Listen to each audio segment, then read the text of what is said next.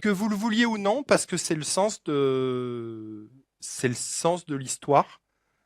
Euh, Aujourd'hui, la société va se transformer avec cette extraordinaire avancée et révolution industrielle de l'IA, et vous allez être, que vous le vouliez ou non, en fait, les bâtisseurs de ces IA, les mainteneurs de ces IA, les dompteurs de ces IA, les designers et les concepteurs de ces IA-là.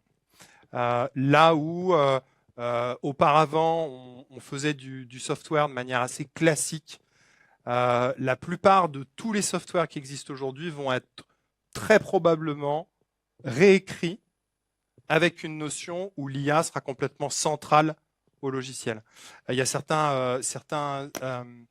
venture capitalistes aux États-Unis qui voient une poule aux œufs d'or là-dedans, dans la mesure où tous les logiciels qu'on appelle software as a service, tous les logiciels B2B software as a service, c'est-à-dire tous ceux qui sont dédiés aux entreprises. Je vais vous prendre deux, trois exemples. Tout ce qui est Customer Relationship Management, ERP, tous les gestions de documents, tous les logiciels SaaS sur lesquels on travaille à peu près tous quand on devient professionnel vont très probablement tous être réécrits à l'aune de cette nouvelle révolution qui est l'IA.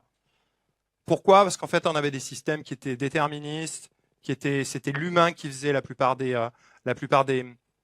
actions, et aujourd'hui, on va se retrouver avec des LLM et des IA et des agents, vous allez en entendre beaucoup parler, qui vont se retrouver vraiment centrales au concept de logiciel et qui vont, à la place de l'humain, en fait, faire tout un tas d'actions, soit à la place, soit en son nom, avec l'impersonnation et le fait d'avoir des agents. Et en fait, tous ces systèmes-là vont devoir réécrits.